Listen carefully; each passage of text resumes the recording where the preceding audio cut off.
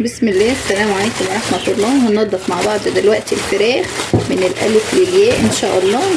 شايفين أنا جايباها من المحل عاملة إزاي، وأنا قصدي إن أنا أجيبها كده عشان أصورها معاكم. أنا قلت له ريشها بس، شايفة ريشها بس، شايفة المنظر.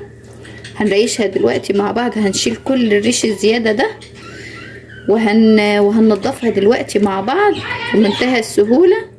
وان شاء الله لو اضطريتي كده الظروف زي اللي انا فيها دي وجبتي الفراخ بالطريقه دي، هنشوف مع بعض هنعملها وهننضفها ازاي.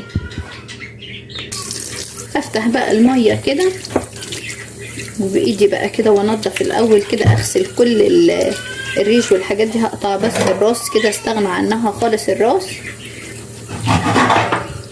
وكله انا بعمله لوحدي. عايزه بس اقرب لك الكاميرا اهو عشان تشوفي كل حاجه. هنقطعها لوحدنا، وشوفي الرجلين وكله. شوفي جايبها ريش بس، ان هو ريش بس. وهنا دلوقتي هقطع الراس برضو اهو، استغنى عنها خالص. اشيل بقى الريش الصغير ده اللي في الفرخه اهو. اي ريش كده زياده ده اشيله. تعالي بس نعمل واحده اوريها لك كده. اول حاجه بنشيل كده القطعه اللي ورا دي، بتبقى مش نظيفه وبتزفر معاكي الفراخ، انت بتشيليها خالص، بتستغنى عنها. انا هوريلك اول واحده من الالف للياء كلها بالتفاصيل معاكي. اشيل الجناح كده والجناح التاني قصاده برضو كده. بسم الله. استبعد بس الفرختين دول، خليني شغاله في واحده بس برضو الريش ده عشان تكونوا الصوره اوضح قدامك اهو. اشيل كده الاجنحه واقطع الرجول برضو. بسم الله. تروحي بقى فاتحه البطن بتاعتها اهو. بسم الله. عايزه بقى تشويها، بتقطعي برضو كل ده، بتشيلي ده كله. هو انت طبعا بتجيبها نضيفه، انت مش هتضطري للي انا بعمله ده اهو. واروح فاتحه الجنب التاني كده، بتجيبها نضيفه. بس لو اضطريتي او لو مربيها في البيت واضطريتي ان هي ما تجيلكيش الا كده. بس انا بقى قصدت ان انا اجيبها لكم كده من عند الفرارجي او من عند بتاع الفراخ. قلت له ريش بس، يعني ان انت تريشها فقط لا غير. وانا بقى هروح انا اعمل فيها كل اللي انا عايزاه ده اهو. شايفه؟ اشيل دي مكان الاكل، دي اللي هي اسمها الحوصله كده، مكان الاكل او الامعاء بتاعتها. الامعاء هي القناصه جوه، لكن دي اللي هي بتاكل منها على طول. بقى خلي الميه كده مفتوحه بس، خيط بسيط كده عشان اي حاجه في الفرخه ما تطلعلكيش اي زفاره ولا اي حاجه، وبتسهل عليك. شايفه الميه؟ افتحي كده براحتك وطلعي بقى كل ده. بس مش الصوره مش واضحه من ايدي بس اهو. هتشيلي بقى تطلعي بقى الكبده والقلب وكل الحاجات اللي جوه دي.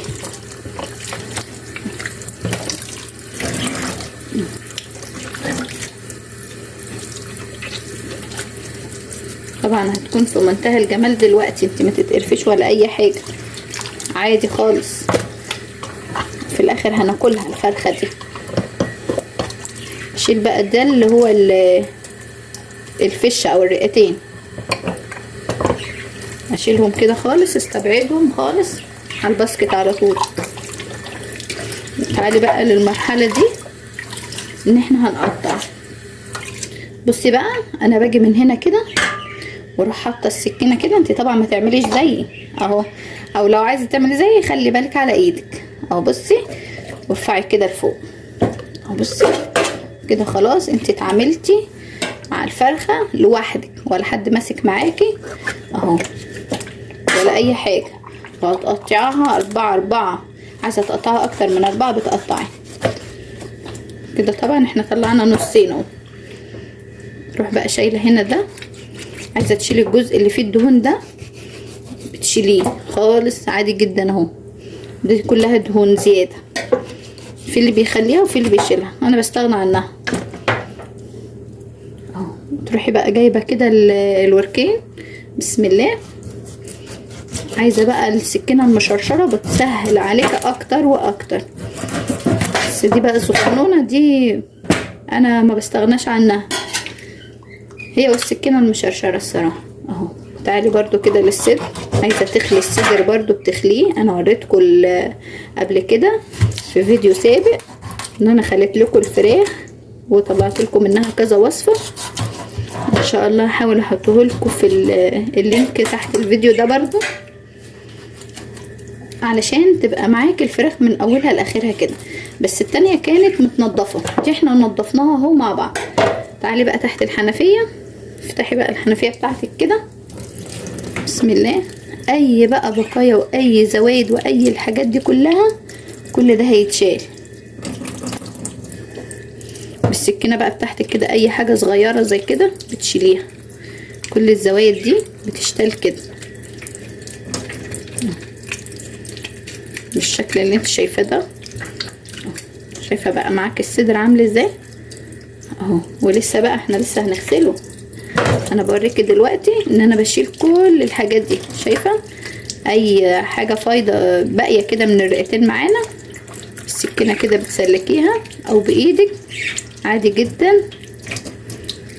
شيلي بقى اي حاجه كده. عايزه تقطعي الرقبه دي برضو بتقطعيها، بتفصليها خالص اهو، افصلها لكم خالص عن الصدر بتاعي اهو. بقت الرقبه كده جزء لوحدها. بشيل بقى اي حاجه كده زي ما وريتكم في الصدر الاولاني، اي حاجه صغيره بقى كده او اي دهون اهو. شايفه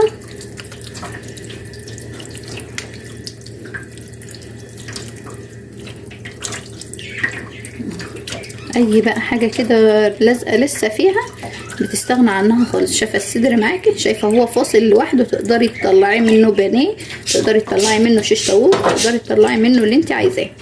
تعالي بقى للورك اهو. بنروح برضو مكحتين كده اي حاجه مش نظيفه او اي حاجه احنا مش عايزينها اهو. شايفه العروق السوداء دي برضو تستغنى عنها، لكن دي بتبقى كده الولاد بيحبوها، لكن بشيل منها العروق السوداء. شايفه العروق دي بتبقى دم، فانا بستغنى عنها برضو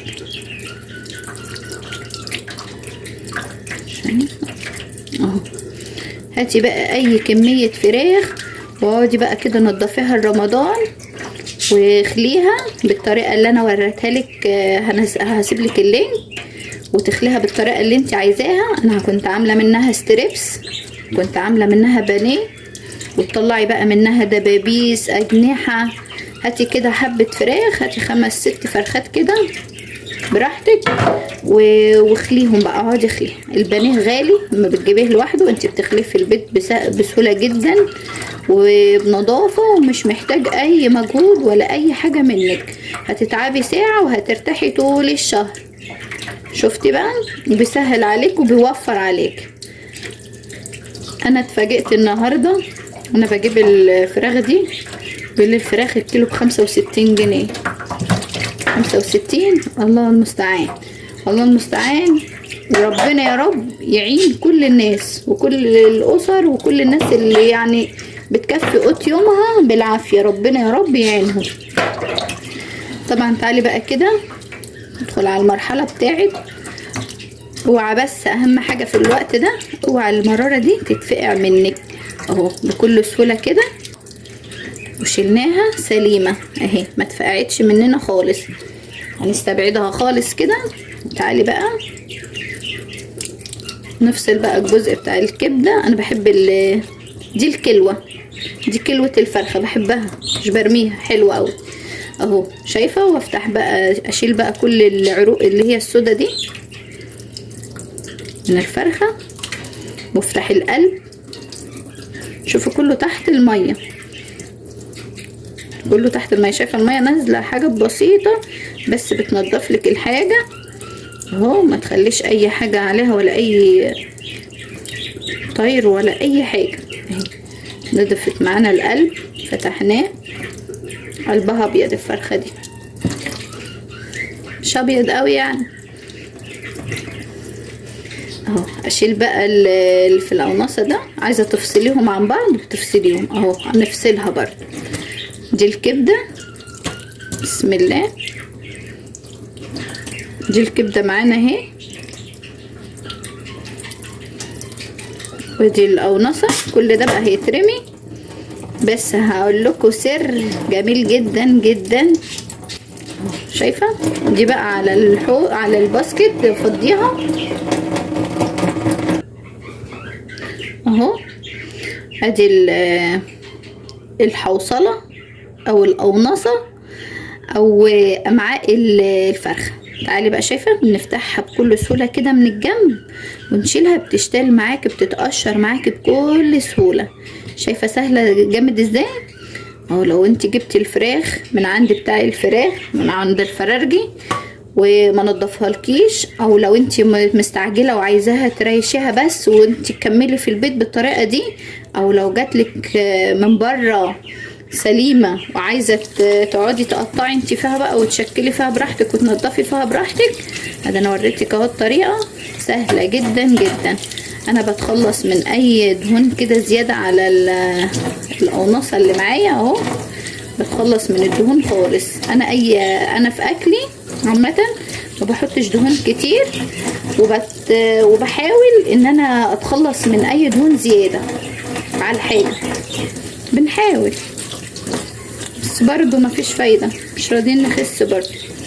اللهم المستعان اهو. شايفه بقت نضيفه معاكي وجميله ازاي ومنتهى الجمال اهي. شايفه لونها؟ هوريلكم كل ده ان شاء الله في الاخر. تعالي بقى ندخل في الرجلين. الرجلين طبعا الوزير بيقول لنا الرجلين فيها كالسيوم، نقول له ماشي يا سيدي. نروح بقى شايله الضوافر دي، طبعا مش هنقدر نقول حاجه. شيل بقى الضوافر دي خالص كده من الرجلين اللي كلها كالسيوم اللي قال لكم عليها الوزير اهو. شايفه بقت رجل الفرخه شكلها حلو. ده كانوا جايبين فرخه وحاطين لها مونيكير لضوافرها اهو. نشيل بقى خالص كده الضوافر كده. في ناس بتاكلها عادي جدا، في ناس بتحبها اهو.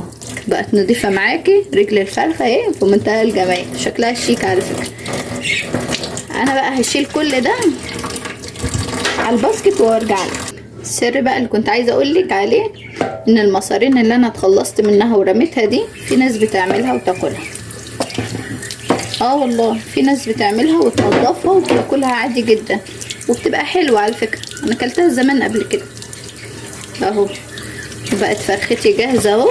تنقعيها بقى وتروحي بقى عامله فيها كل اللي انت عايزاه. تقطعيها 4، تعمليها تشكلي فيها، تشويها بقى، تسلقيها، تحمريها، تعمليها صينيه، تعمليها فيها اللي انت عايزاه.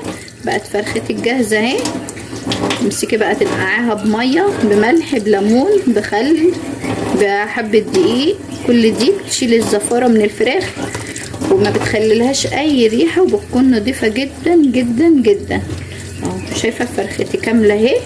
هكمل انا بقى الباقي ده كله اللي معايا، بقيه الفرختين اللي معايا دول اهو. انا وريتك كده الفرخه اللي معايا دي من الالف للياء اهو، تنظيفها من الالف للياء اهي. شايفه عشان مش واضح عندكم الا الصوره بتاعت الحوض اهي. شايفه بقت دي فرخه، شايفه شكلها ونضيفه جدا وفي منتهى الجمال. يا رب الفيديو كده يكون بسيط عليكم ويكون عجبكم. ولو عجبكم بقى ما تنساش تحطوا لايك للفيديو وتشتركوا في القناه لو انتم مش مشتركين، وتفعلوا زر الجرس على الكل عشان يوصلكم كل حاجه انا اعملها لكم. واوريكم بقى الفرخه قبل وبعد. شايفه دي الفراخ قبل ما تتقطع وتتنضف بالشكل ده. شايفه بعد ما قطعناها بقت بالجمال ده. يا رب كده يكون الفيديو عجبكم. السلام عليكم ورحمه الله.